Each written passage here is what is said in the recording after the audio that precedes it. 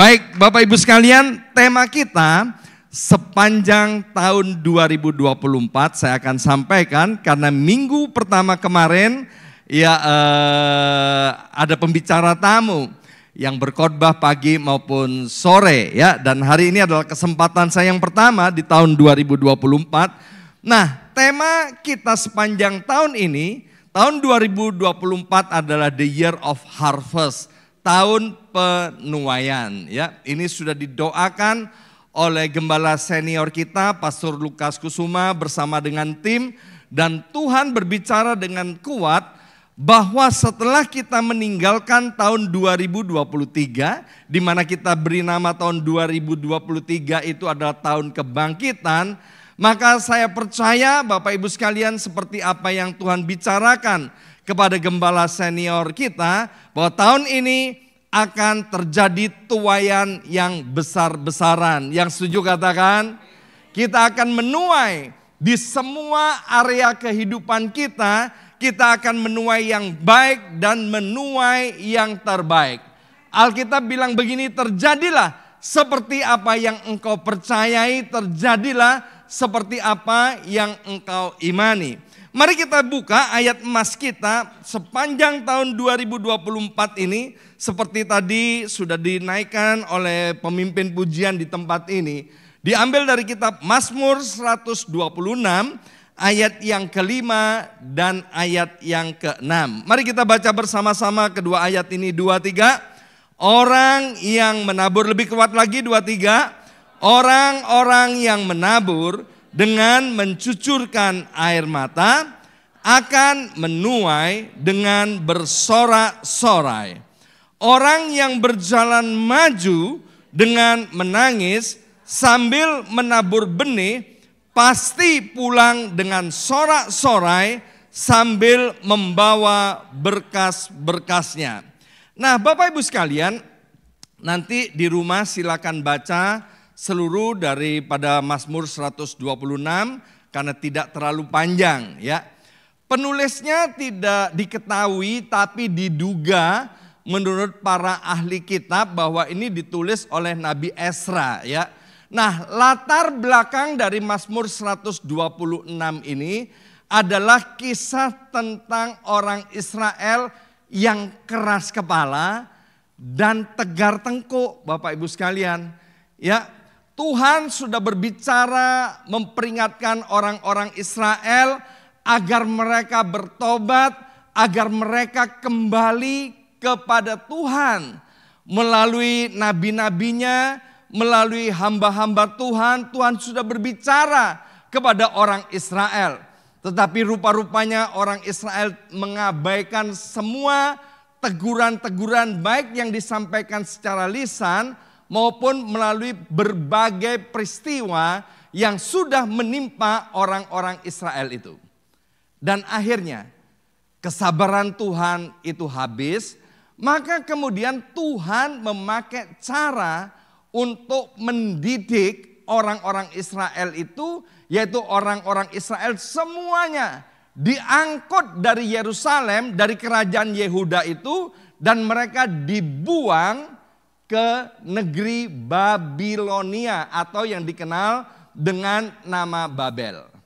Dan mereka tidak tahu akan berapa lama mereka tinggal di Babilonia. Alkitab menulis mereka ada di sana 70 tahun. Tapi mereka sesungguhnya nggak tahu. Kalau dikasih tahu sama Tuhan kan enak, ya kan? Orang Israel, kamu aku asingkan di Babilonia sampai 70 tahun, setelah itu aku akan kembalikan engkau. Maka enak sekali Bapak Ibu sekalian. Tapi Tuhan tidak berbicara seperti itu Bapak Ibu sekalian. Sehingga di dalam penderitaannya di negeri Babel itu, orang-orang Israel dia berdoa, dia mulai bertobat, dia bilang begini sama Tuhan, Tuhan kapok Tuhan, Tuhan ampuni Tuhan. Tuhan, tolong aku Tuhan, kembalikan aku ke Yerusalem. Ya, dan seolah-olah Tuhan tidak mendengarkan doa daripada orang Israel itu. Tetapi pada tahun ke-70, dengan cara Tuhan yang ajaib, maka dengan dipimpin oleh Nabi Ezra, seluruh orang Israel itu pulang dari Babel itu ke Yerusalem. Too good to be true. Maka itu nanti kalau baca dari Mazmur 126 mulai ayat yang pertama, keadaannya seperti orang yang sedang bermimpi. Karena mereka tidak punya lagi pengharapan, mereka teringat bagaimana nenek moyang mereka 430 tahun ada di dalam perbudakan di negeri Mesir. Jadi mereka nggak duga, tiba-tiba aja pada tahun ke-70 mereka dibawa pulang ke Yerusalem. Nah, Bapak Ibu sekalian, tentu Mazmur 126 ini ditulis secara komplit tentang kisah bagaimana ketika orang Israel tiba di Yerusalem, ya. Waktu mereka tiba di Yerusalem, mereka tidak punya apa-apa. Ya, mereka nggak punya apa-apa dan keadaan di Yerusalem juga tidak sama seperti waktu dia tinggalkan 70 tahun yang lalu. Sehingga mereka harus mulai menabur. Di sini dikatakan mereka menabur dengan mencucurkan air mata. Di bagian yang lain dikatakan mereka maju dengan menangis sambil menabur benih. Mereka menabur dengan mencucurkan air mata, mereka menaburkan benih dengan menangis. Mengapa? Yang pertama, karena mereka nggak punya apa-apa. Ya, jadi dengan segala keterbatasan dan kekurangannya, mereka menabur. Bapak Ibu sekalian, ya, sambil menangis, sambil menabur, sambil mencucurkan air mata, mereka menabur, mereka terus maju. Dan akhirnya kisah daripada orang-orang Israel itu happy ending. Alkitab bilang mereka kemudian menuai dengan bersorak-sorai. Waktu mereka menabur,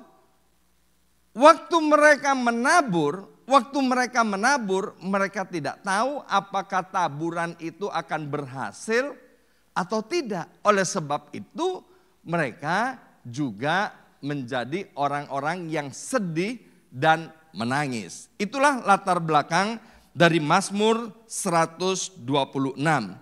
Nah, Bapak Ibu sekalian, Tuhan adalah Tuhan yang maha baik.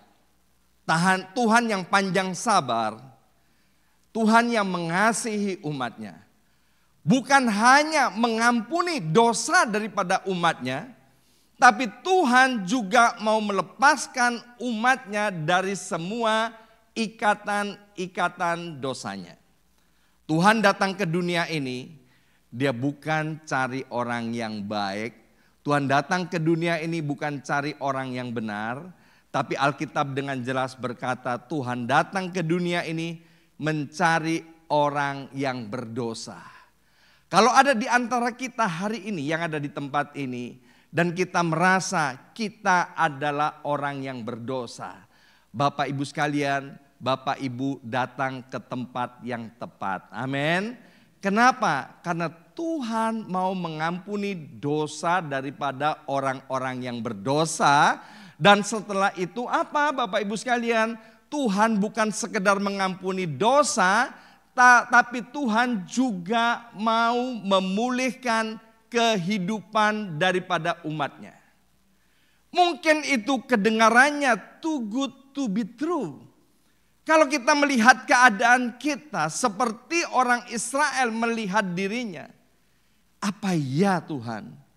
Engkau akan membawa aku kembali ke Yerusalem. Mungkin di antara kita ada yang pesimis. Apa iya Tuhan? Tahun 2024 ini kami akan mengalami tuaian besar-besaran.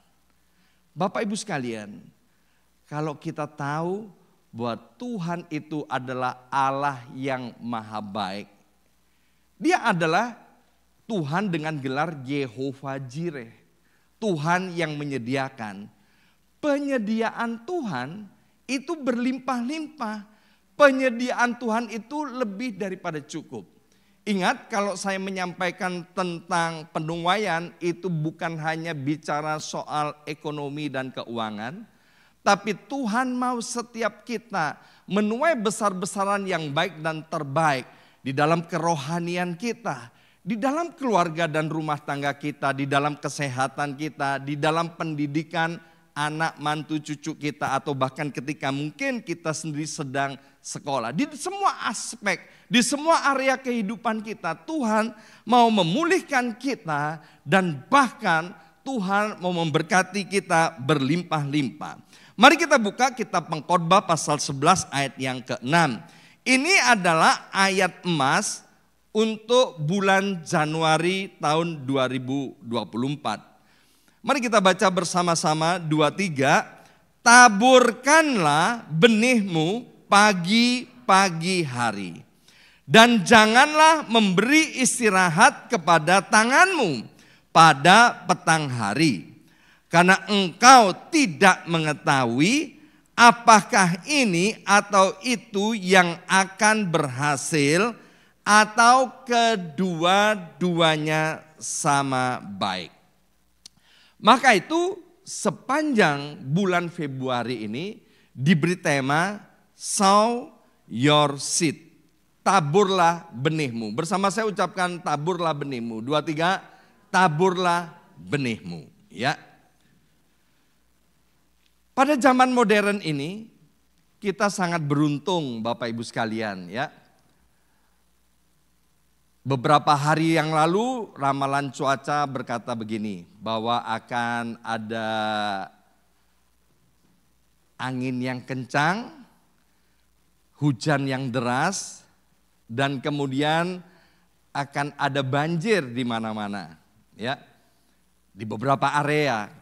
Kemarin saya ngobrol dengan seseorang, dia tunjukkan video, pastor, rumahku kebanjiran. Lihat ini pastor videonya. Wow, airnya begitu kencang. Ya. Jadi sebelum ada hujan, sebelum ada angin besar, sebelum ada banjir, ya karena ilmu pengetahuan sudah dapat diketahui. Tujuannya apa? Supaya kita sedia payung sebelum hujan. Bapak Ibu sekalian, seperti sore ini kita diramalkan nanti waktu pulang dari ibadah ini ya cuaca lebih dingin daripada ketika Bapak Ibu datang tadi ya. Bahkan kita yang merindukan snow katanya ada kabar baik, Selasa katanya akan turun salju ya. Itu kabar baiknya buat setiap kita yang merindukan snow ya. Nah, tahun 2024 ahli ekonomi, ya, ahli geologi, kemudian ahli kesehatan, bahkan nabi-nabi Allah, hamba-hamba Tuhan mendapatkan pernyataan yang kurang lebih sama, yaitu tahun 2024 itu keadaannya akan jauh lebih buruk daripada tahun 2023. Bahkan lebih buruk daripada masa-masa COVID-19. Masa-masa COVID-19, kalau Bapak Ibu sekalian bisa sampai hari ini, coba renungkan. Ya, kalau kita mau merenungkan dengan baik-baik, masa-masa COVID-19 itu adalah salah satu masa yang terbaik dalam hidup kita, amin. Kenapa? Karena kita melihat demonstrasi kuasa Allah, bagaimana Tuhan menjagai, melindungi kita. Kita bisa hidup loh sampai hari ini ya. Bahkan saya mendengarkan kesaksian ya, mereka hidupnya dicukupi. Bahkan bukan sekedar dicukupi, more than enough. Lebih daripada cukup. Ada seorang yang bilang begini, aduh itu setiap minggu kami dikirimin daging stick itu sampai berlimpah-limpah. Kami sampai bagi-bagikan ya. Saya tahu itu adalah salah satu masa atau tahun-tahun terbaik dalam hidup kita. Tahun 2024. Ketika keadaan tidak menjadi lebih baik daripada tahun-tahun yang lampau, Bapak Ibu sekalian, ya Tuhan sudah berbicara loh kepada setiap kita supaya kita sedia payung sebelum hujan. Kenapa? Karena tahun ini kita pasti ngalami tuaian yang besar-besaran. Maka yang pertama, kita harus mau menabur benih kita. Amin. Yang pertama, Bapak Ibu sekalian, seperti yang ditulis oleh Rasul Paulus kepada jemaat di Korintus. Waktu itu Tuhan banyak bicara kepada jemaat di Korintus melalui Rasul Paulus. Tapi apa yang disampaikan itu dianggap sepele, dianggap omong kosong. Sampai kemudian Rasul Paulus bilang begini, sebab pemberitaan tentang salib, sebab pemberitaan tentang Kristus, sebab pemberitaan firman Tuhan, itu memang adalah suatu kebodohan. Bagi siapa? Bagi mereka yang akan binasa. Sekali lagi, Rasul Paulus berbicara kepada jemaat di Korintus, memang pemberitaan tentang firman Allah, pemberitaan tentang Yesus Kristus, pemberitaan tentang salib Kristus adalah suatu kebodohan.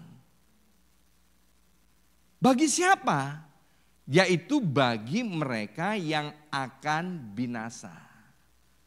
Tetapi bagi mereka yang diselamatkan, pemberitaan tentang Kristus, pemberitaan tentang firman Allah, itu adalah kekuatan yang akan menyelamatkan kita. Amin. Maka itu Bapak Ibu sekalian, ingat apa yang disampaikan di bulan Januari ini. Ketika waktu malapetaka itu datang, krisis itu datang, itu bisa bentuk krisis politik, ya, perang antara Israel dan Hamas yang diperkirakan cuma 1 minggu, ya, sekarang sudah beberapa bulan. Kemudian perang antara Rusia Ukraina yang diperkirakan cuma sebulan, ya, bahkan diperkirakan cuma 3 minggu, sekarang sudah berapa tahun, ya. Ini lagi ada pemilu di Taiwan, ya. Dan kemudian Amerika mulai cawe-cawe dan RRC, ya, mulai marah. Bapak Ibu sekalian, kita nggak tahu apa yang akan terjadi di depan. Kemudian ada pemilu tahun ini di Amerika maupun di Indonesia. Belum, menurut beberapa ahli berkata bahwa akan ada yang namanya sakit penyakit yang lebih hebat daripada COVID-19. Belum lagi kemudian ada cuaca ekstrim, ya, cuaca yang sangat ekstrim sehingga akan menyebabkan banyak kematian. Sedia payung sebelum hujan. Bersama saya ucapkan sedia payung sebelum hujan. 2, 3, sedia payung sebelum hujan. Yang pertama, taburkanlah benihmu pagi-pagi. Bicara apa? Taburkanlah benihmu pagi-pagi. Ini bicara tentang Matius 6 ayat 33. Carilah terlebih dahulu kerajaan Allah dan kebenarannya. Amin. Maka semuanya akan ditambahkan kepadamu. Mari Bapak Ibu sekalian, di awal tahun ini kita mulai membangun kebiasaan-kebiasaan yang baru. Apa itu? Semakin dekat kepada Tuhan. Amin. Kalau Bapak Ibu menyadari sesadar-sadarnya bahwa Bapak Ibu dicintai oleh Tuhan, maka saya percaya Bapak Ibu akan suka untuk dekat dengan Tuhan. Amin. Kalau Bapak Ibu merasa di gereja ini kami mengasihi, kami tidak menolaknya, maka Bapak Ibu akan suka datang ke gereja ini. Tapi kalau Bapak Ibu tidak di welcome di gereja ini, tentu Bapak Ibu tidak suka datang ke gereja ini. Nah, percayalah Tuhan sangat merindukan kita, Bapak Ibu sekalian. Harga kita itu kita itu ditebus dengan harga yang sangat mahal, yaitu dengan kematian Yesus Kristus di atas kayu salib. Maka itu jangan ada seorang pun yang meragukan cinta kasih daripada Allah dalam hidup kita masing-masing. Kalau kita masuk di tahun 2024, mungkin dengan pikiran yang dipenuhi dengan benteng-benteng, yang mengatakan bahwa hidup kita tidak berharga, Tuhan benci sama kita, Tuhan jijik melihat kita, Tuhan muak melihat kita. Runtuhkan semua benteng-benteng itu. Percayalah kepada firman Tuhan. Tidak ada seorang pun di antara kita yang ditolak oleh Tuhan. Amin. Pagi-pagi harus menaburkan benih itu. Artinya biarlah pagi-pagi itu kita pakai untuk mencari Tuhan. Nah, mari kita lihat Galatia pasal 6 ayat 7 sampai dengan ayat yang ke-8. Galatia pasal 6 ayat 7 sampai dengan ayat 8. Jangan sesat, Allah tidak membiarkan dirinya dipermainkan. Karena apa yang ditabur orang itu juga yang akan dituainya. Perhatikan ini. Kita pasti menuai apa yang kita tabur. Kita tidak akan pernah menuai dari apa yang tidak kita tabur. Kalau kita kepingin menuai kacang, tentu kita menabur kacang. Tapi kalau kita salah menabur jagung. Padahal kita kepingin menuai kacang. Bapak Ibu gak perlu doa puasa. Gak perlu doa syafaat. Yang perlu apa? Taburlah kacang. Maka pasti akan menuai kacang. Karena apa? Kalau nabur jagung pasti menuai jagung. Jadi kita harus menabur apa yang kita ingin tuai di tahun 2024. Ayat 8, sebab barang siapa menabur dalam dagingnya, ia akan menuai kebinasaan dari dagingnya. Tetapi barang siapa menabur dalam roh, ia akan menuai hidup yang kekal. Ya. Jadi dari ayat ini kita tahu ternyata ada dua jenis taburan. Bersama saya ucapkan ada dua jenis taburan. 2, 3, ada dua jenis taburan. Ada berapa Bapak Ibu sekalian? Ada dua. Ya. Yang pertama yaitu taburan dalam daging. Yang kedua yaitu taburan di dalam roh. Nanti Bapak Ibu bisa pelajari dari kitab Galatia pasal 5 ayat 19 sampai dengan ayat 23. Intinya begini. Taburan di dalam daging itu dasarnya adalah aku, diriku, dan saya. Egoisme. Untuk kepuasan diri sendiri. Dasar daripada taburan dalam daging adalah hawa nafsu dan penyembahan berhala. Itu inti taburan dalam daging. Dan Alkitab berkata, orang yang menabur dalam daging, yang akan dituai adalah kebinasaan. Bersama saya ucapkan kebinasaan, 2, 3, kebinasaan. Sekali lagi, saya ulangi. Orang yang menabur dalam daging, meskipun itu kelihatannya baik, maka yang dituai adalah kebinasaan. Ya. Apa itu menabur dalam roh? Menabur dalam roh dasarnya adalah agape, kasih agape.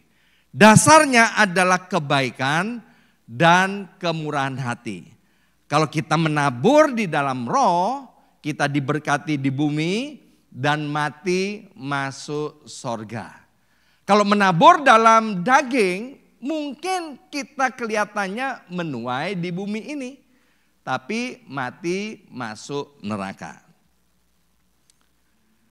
Dalam Pengkhotbah 11 ayat yang keempat berkata, siapa senantiasa memperhatikan angin tidak akan menabur.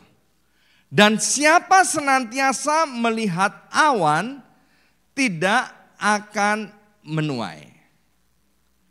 Jadi kalau menabur kita nggak boleh menunggu sampai angin itu baik atau cuaca jadi sempurna.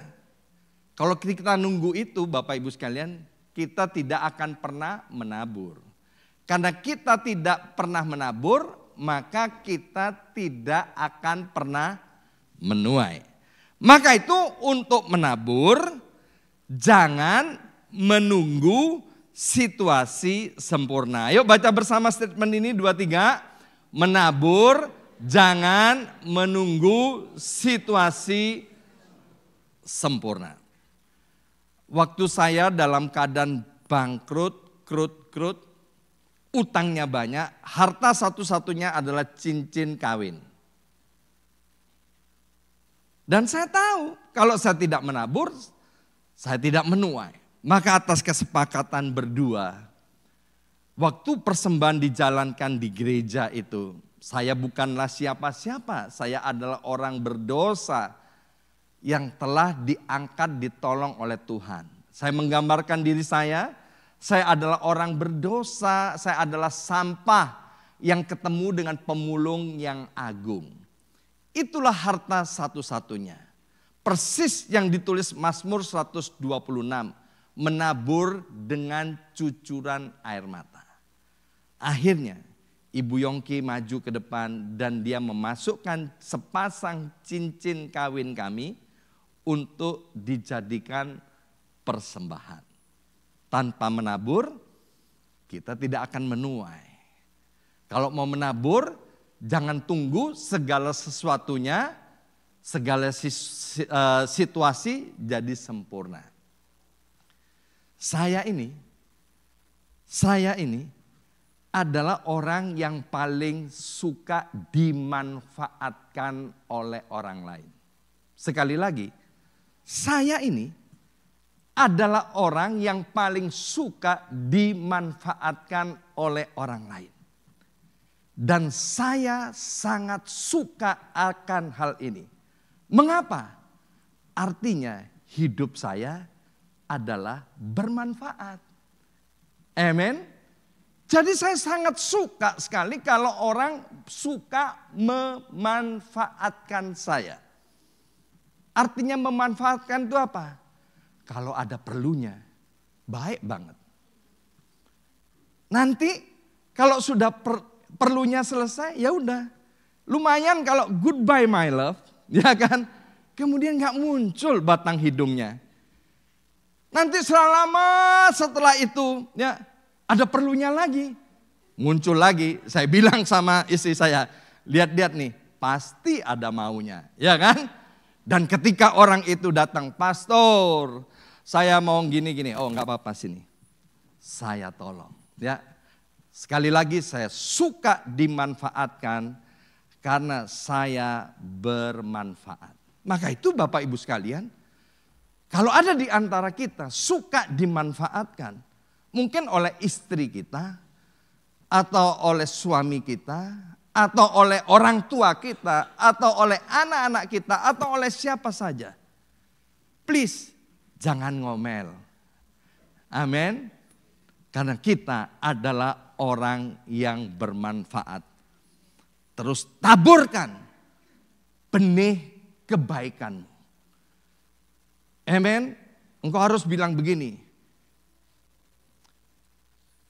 Kalau aku cuman berbuat baik sama orang yang baik sama aku, itu bukan gue banget. Ya kan? Gue bukan gitu. Gue adalah orang yang bermanfaat sehingga orang-orang suka memanfaatkannya. Hari Rabu kemarin ada telepon dari nomor telepon Indonesia. Beberapa kali miss call Bapak Ibu sekalian ya. Biasanya kalau nggak ada di daftar phone book saya nggak mau angkat Bapak Ibu sekalian ya. Dan kemudian orang ini SMS, WhatsApp. Dia memperkenalkan namanya. Saya belum balas Bapak Ibu sekalian ya. Kenapa? Karena nama saya dan nomor telepon saya bisa lihat di mana-mana. Di YouTube ada, ya kan? Kemudian di mana? Di IG-nya gereja ada. Di berbagai media sosial nomor telepon saya ada Bapak Ibu sekalian. Sampai dia memperkenalkan, saya ini jemaat gereja Anu dan saya mendapatkan telepon ini dari Bapak Anu. Wah, ini orang top ini, ya kan? Karena ini ketua sinode. Maka itu ketika dia telepon, kemudian saya angkat, saudara. Dia bilang begini, Pak, maaf mengganggu, saya ini sekarang ada di New York. Lah terus kenapa? Ya kan? Saya ini sebelum berangkat dari Indonesia ke New York, saya ada nomor kontak orang yang ada di New York, Pak. Saya disuruh terbang, maka saya dan istri terbang ke New York. Sekarang saya ada di Chinatown, di hotel, dan orang ini saya hubungi berhari-hari, Pak, orangnya nggak ngangkat teleponnya. Nggak nampak batang hidungnya. Langsung saya dan istri saya panik Bapak Ibu sekalian. Hati kami jatuh belas kasihan. Terus saya bilang, apa yang bisa saya bantu? Ya kan? Pendidikanmu apa? Maumu apa? Ya kan? Saya korek-korek di situ dan kemudian saya atur suami istri ini. Dan tadi pagi gembalanya dia bilang, aduh Pak, terima kasih Pak, jemaat kami yang ada di New York Bapak sudah bantu. Ya, sampai hari ini saya belum tahu wajahnya orang itu seperti apa, tapi yang jelas suami istri ini sudah aman. Amen. Taburlah. Jangan menunggu situasi sempurna. Amin. Sebab kita pasti menuai apa yang kita tabur. Yang kedua, taburkanlah benihmu pagi-pagi hari. Ini berbicara tentang apa yang ditulis di Amsal 3 ayat 9 dan ayat 10. Ya. Ibu Meti ini salah satu pendoa kami yang ada di Zoom Gereja BMC ya. Doa persembahan, juga Bapak Denny Kue ini. Saya nggak pernah minta mereka waktu doa persembahan untuk mengutip membaca ayat ini. Tapi mereka berdua bertahun-tahun tiap disuruh doa persembahan selalu ngutip ayat ini. Ayo kita baca ayat ini. 2, 3. Muliakanlah Tuhan dengan hartamu dan dengan hasil pertama dari segala penghasilanmu. Maka lumbung-lumbungmu akan diisi penuh sampai melimpah-limpah dan bejana pemerahanmu akan meluap dengan air buah anggurnya. Ayat ini yang pertama bicara tentang keuangan. Kalau kita membawa hasil pertama dari segala penghasilan kita dipakai untuk memuliakan Tuhan, maka ada jaminan lumbung-lumbungmu akan diisi penuh sampai melimpah-limpah. Kami sekeluarga, saya, istri, anak mantu saya, kami mempraktekkan ini bertahun-tahun yang lampau sebelum kami datang ke New York. Bahkan ketika tahun 2008, sekitar akhir Maret saya tiba di New York. Saya ini kan bawa uang banyak dari Indonesia. Hasil penjualan dan juga hasil persembahan dari teman-teman itu jumlahnya ribuan dolar. Begitu ibadah pertama BMC New York, maka semua uang itu kami masukkan ke kantong persembahan. Sehingga kami sama sekali nggak pegang uang, termasuk uang Indonesia. Uang dolar, uang Indonesia kami masukkan semua ke kantong persembahan. Menabur dengan mencucurkan air mata. Dan kami nggak pernah tahu bahwa hari ini setelah hampir 16 tahun Tuhan mengangkat dan memberikan tuaian yang luar biasa. Seperti too good to be true. Tapi percayalah Bapak Ibu sekalian, kalau kita beriman tentang kesehatan, 1 Petrus 2 ayat 24, oleh bilur-bilur Yesus, sakit penyakitmu akan disembuhkan. Banyak dari antara kita kalau sakit, dia bilang, oleh bilur-bilur Yesus aku sembuh. Itu baik Bapak Ibu sekalian. Karena memang firman Tuhan itu iya dan amin. Ketika kami melayani keluarga yang sedang tidak baik-baik Bapak Ibu sekalian, yang ditinggal selingkuh dan lain sebagainya, kami sampaikan ayat-ayat firman Tuhan, janji Tuhan tentang pemulihan. Dan ketika orang yang kami konselingi itu mereka percaya.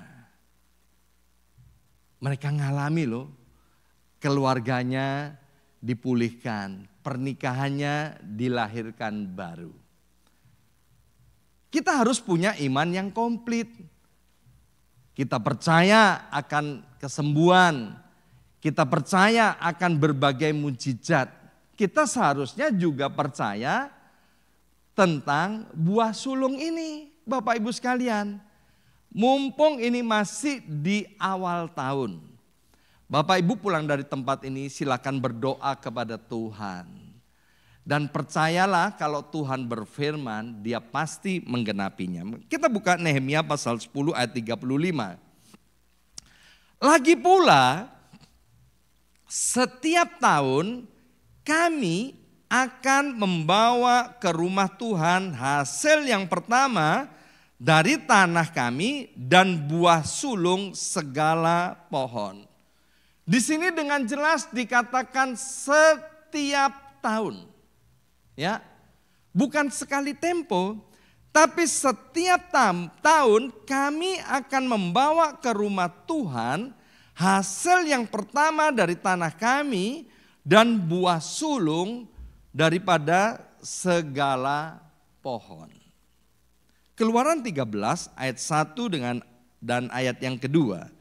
Keluaran 13 ayat yang pertama dan ayat yang kedua. Berfirmanlah Tuhan kepada Musa.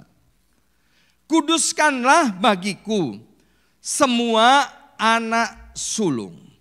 Semua yang lahir terdahulu dari kandungan pada orang Israel, baik pada manusia maupun pada hewan.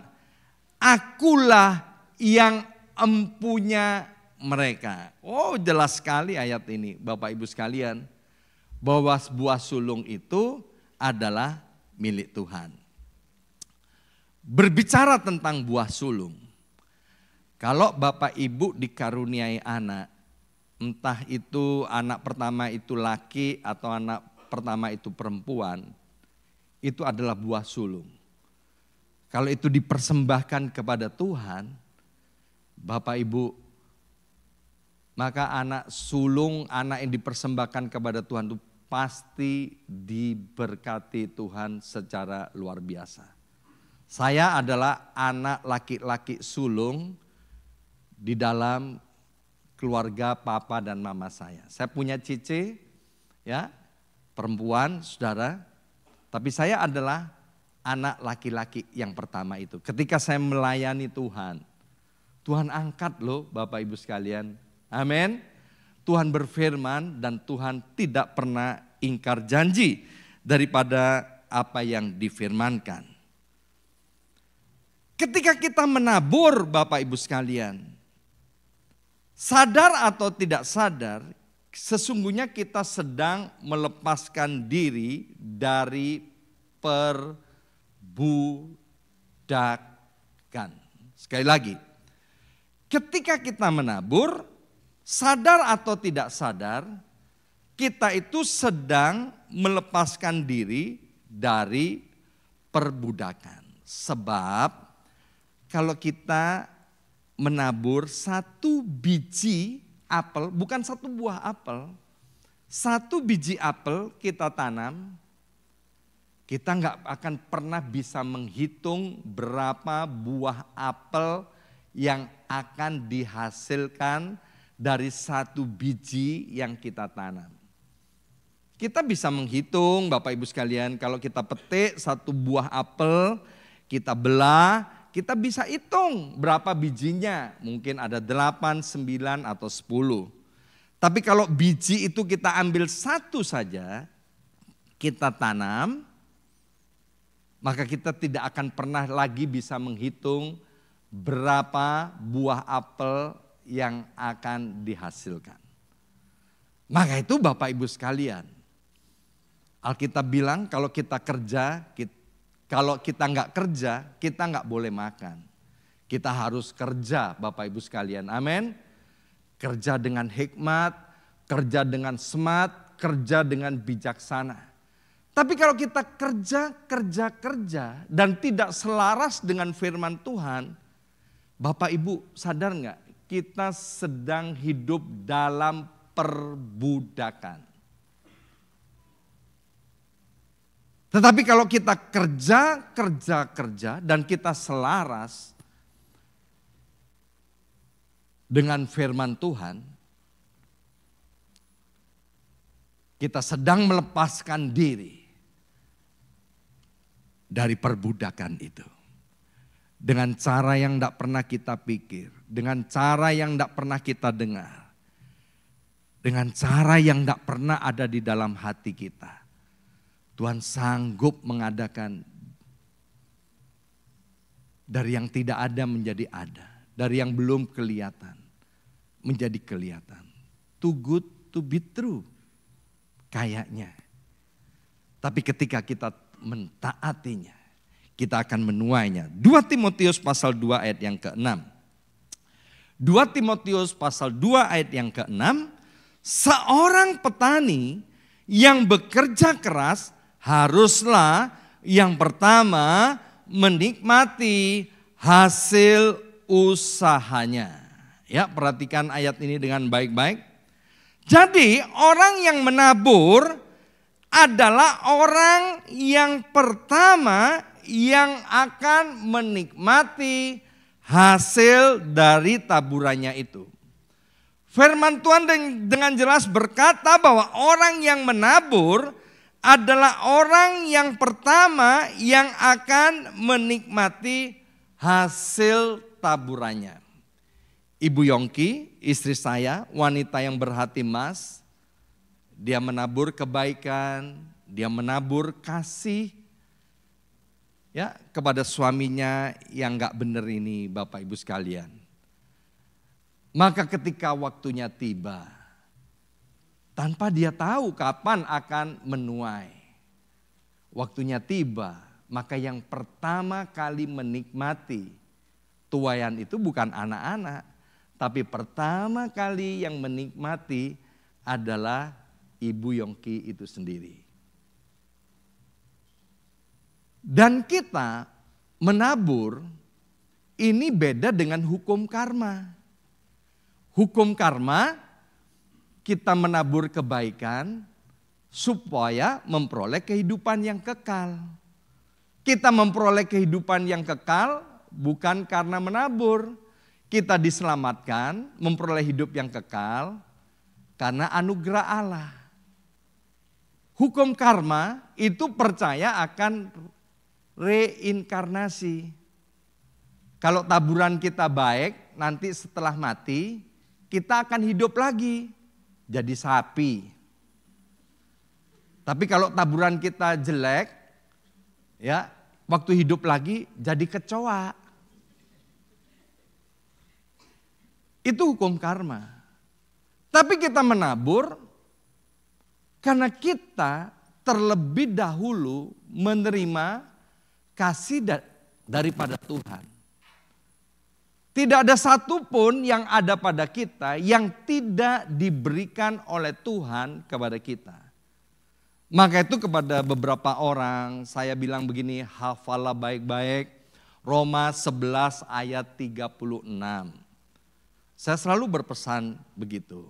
Isinya begini Bapak Ibu, bahwa segala sesuatu datangnya dari Tuhan, oleh Tuhan, dan untuk Tuhan. Bukan karena kuat gagah manusia. Amen. Nah Bapak Ibu sekalian yang dikasih oleh Tuhan, mari kita buka ayat yang terakhir yaitu Galatia 6 ayat yang ke-9. Galatia 6 ayat yang 9, janganlah kita jemu-jemu berbuat baik. Karena apabila sudah datang waktunya, kita akan menuai jika kita tidak menjadi lemah. Jadi pesan yang terakhir, jangan pernah berhenti menabur. Waktu kita berhenti menabur, kita akan berhenti menuai. Waktu kita menabur, dan kalau kita belum menuai, jangan ada seorang pun yang kemudian mundur atau murtad. Kita seringkali berkecil hati, kurang sabar. Bila terus-menerus berbuat baik, terus-menerus menabur, tapi gak kunjung muncul hasilnya. Bahkan ketika kita berbuat baik, kita menabur tenaga, kita menabur waktu, kita menabur talenta kita untuk melayani Tuhan, untuk menolong orang lain. Tapi orang lain bucai, bodoh, bucengli, gak tahu berterima kasih, tidak memberikan apresiasi.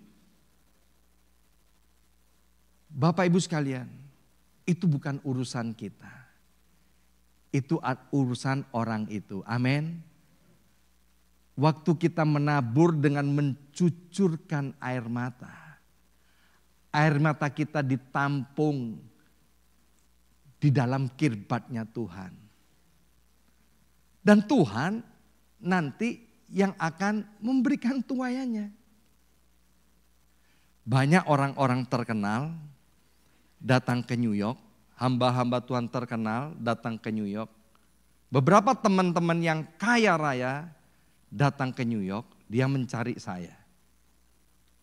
Tapi waktu saya pulang ke Indonesia, saya tidak pernah mau cari mereka.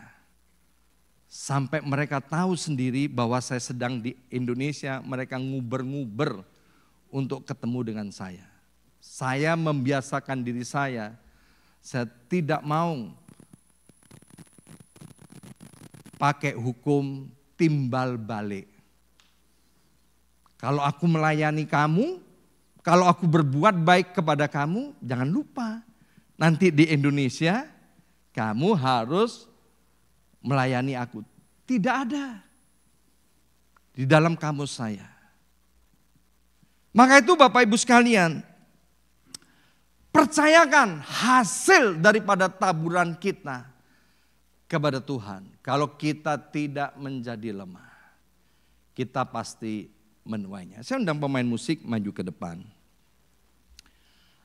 Awal tahun 2024 kita mendengarkan musibah kecelakaan pesawat di airport Haneda di Jepang. Beberapa kali saya ada di airport Haneda Jepang. Itu adalah salah satu airport terbaik di dunia, ya. Ada beberapa peringkat, Saudara. Haneda itu adalah salah satu yang terbaik. Tapi di awal tahun kemarin terjadi kecelakaan, Bapak Ibu sekalian. Pesawat A350 milik Japan Airlines. Penumpangnya semuanya 376 orang.